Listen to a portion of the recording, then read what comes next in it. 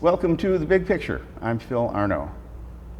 Well, unless you live in certain parts of northern Pennsylvania, or maybe in Attica, every day you probably use something we call the automobile to get around. Now, for those of us who grew up in the age of carburetors and transistor radios on the beach, the world of four-wheeled mobility may be a bit confusing. Maintaining, selling, programming cars, that can be maybe beyond some of us. Well, you might even say it's a snake pit.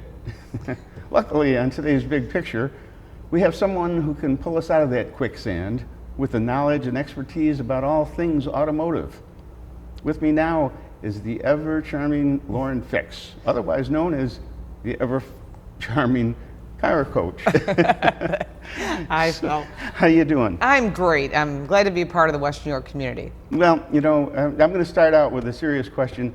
You know, with today's interest rates, my firstborn is a little bit too old, and he's not that desirable. So I'm thinking about having more kids, so I can have some collateral for a car loan coming up this year.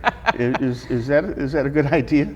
Well, that's a personal thing, but as far as car loans today, the interest rates are high, and they're probably not going to drop off at all, especially running up to the election. So keep in mind, and there's also a lot of new rules and regulations that are coming into play. There's a CARS policy. I covered that on my YouTube channel about some of the new rules and regulations, because a lot of people feel that they walk into a dealership and they're not being treated right. Thankfully, and this is really true, I'm not just saying it, Western New York has some of the best dealer groups in the country. I'll go to Miami and you'll hear all these stories, and in Detroit, oh, this guy ripped me off. And yeah, I know it happens in literally every dealer. At some point or another, somebody's not satisfied. But for the most part, Western New York has great dealers that treat us well, and shopping around is our responsibility. But also when it comes to interest rates, you really need to do your homework, and there's a lot of ways to save money, but going just to the dealer, although the dealer would like you to, you don't have to in order to get the best rate. And there are ways you can actually go to the dealer and get them to lower the price to match maybe a credit union. Well, it used to be that you could get special financing, you know, for this car or for that car, but you know, these days, I don't know, do you have to get a car that doesn't have four wheels or something, just in order to get like a 0.9%, you know? Well, it depends what you're buying. There's a lot of incentives right now on certain vehicles. For example, electric cars are not selling here in the Western New York area. I know a lot of people have one. You actually have one. I have one, yes. But overall and in general, the electric car industry has not grown to the level that the federal government would like. And car manufacturers are producing great product. Hyundai makes an amazing product line. Kia makes great fast charging. Ford has, of course, the Mach-E as well as the Ford Lightning truck. Everybody's got electric cars. I can go through every single brand. Everyone's got one. And many of the brands have now waken up to, this isn't working. And so they've gone to hybrids. And so what you're seeing is a lot of hybrids. That's the gas and an electric. Gives you the best of both. I highly recommend leasing those and not buying those. Because as things break down over a period of time and they're outside the warranty, that expense could be quite high. If you lease it, you move on to the next vehicle, you trade it in, you're done. That's the best thing to do with a hybrid because of the cost. But that means also don't lease a vehicle or purchase a vehicle that's longer than the warranty length. You want to get rid of that vehicle before that warranty expires. So every vehicle is different, and I cover all that again on my YouTube channel, Car Coach Reports. But as far as getting vehicles at good rates, there are 0.9% out there, believe it or not, and they're not just on electric cars. I've seen them on a lot of things because dealer sales are down. Everything costs more. I'm sure you cover this every week. It's food, it's utilities. I'm not making more. Everything costs more. So people are now not buying cars and they're keeping what they have, which typically happens in a recession. I have part of my degree is an economics degree. This is the definition of a recession, and we are in it. And because of that, that means people will keep their cars longer, they'll maintain them. And that's the smartest move. But if you do need a new vehicle, maybe your car is wrecked, maybe the cost of repair is more than the vehicle's value, that's when you start looking at a new car. And there's new and used car deals out there now, which weren't there in the last 2 years. Now, if you're thinking about a car, new car, are there better times to get into the market than other times? Always, number one rule is always at the end of the month. Why? That's what people say, I don't understand, what's this end of the month thing? So you come up and said last week, that 25th to the 30th or 31st of the month. great time to buy a car because those cars are sitting on the lot. And what happens on the first of the month is the bank says they do something called floor planning, and I'll make it pretty simple. The bank would basically say, or whoever's loaning the dealership money, how many cars do you have on the lot? Each car is a different amount. Well, we've got 10 cars, for example, just for argument's sake. So you got 10 cars. I'm going to pay finance on all those. They don't buy the cars. They just finance them. Then that car is sold, and they don't have to pay the finance on it anymore. So at the end of the month, they're a little bit more incentivized, shall we say, to sell you that vehicle because they don't want to have to pay financing on it. So after the first of the month, if it's 3 days in, I already paid the finance on this thing, so why would I want to be negotiable? So you're more negotiable at the end of the month. Also, anything that's left over. So here we are in 24 and 25 model years are coming into the dealer. If you've got a 23 sitting on the lot, there's your deal. Anything that's been sitting there a while, there's usually a reason. It might be a weird color, it might have a lot of options, or maybe no options. And that's where you might be able to get a better interest rate as well as a better price and some negotiability. Now, as I said in my intro, I grew up in the times when I could rebuild a carburetor in about 20 minutes. Yeah. And, you know, it's a long time ago. They were mostly American cars back then.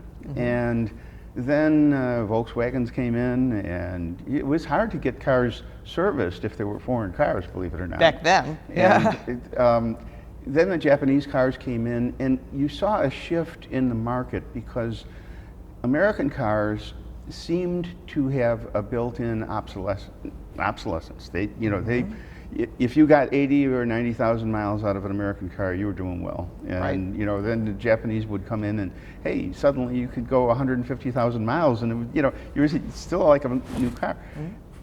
Is there a difference today between a car from Germany or a car from Korea or a car from America or a car from, you know, Japan? Do you see a difference? There is and there isn't.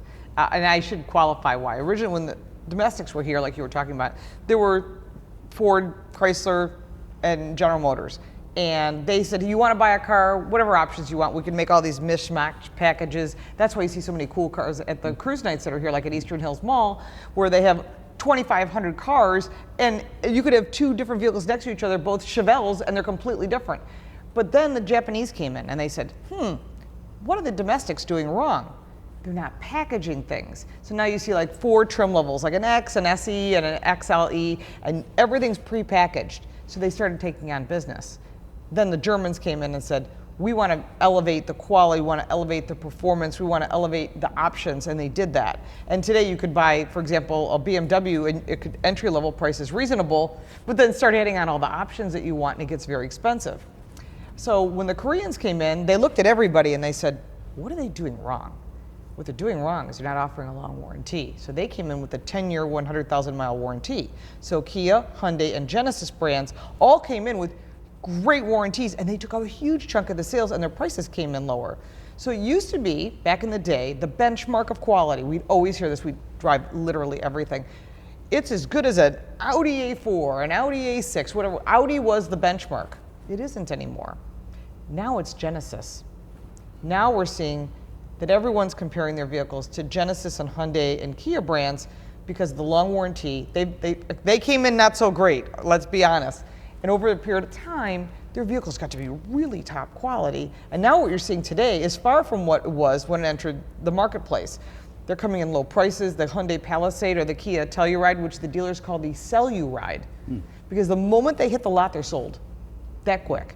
So you're starting to see what brands are selling. There's great product out there from all brands. There's no more a brand that you go, I wouldn't buy that. I mean, you got, even Mitsubishi's building product, you've got Subaru here building product, you've got Volvo building, everyone's building good stuff.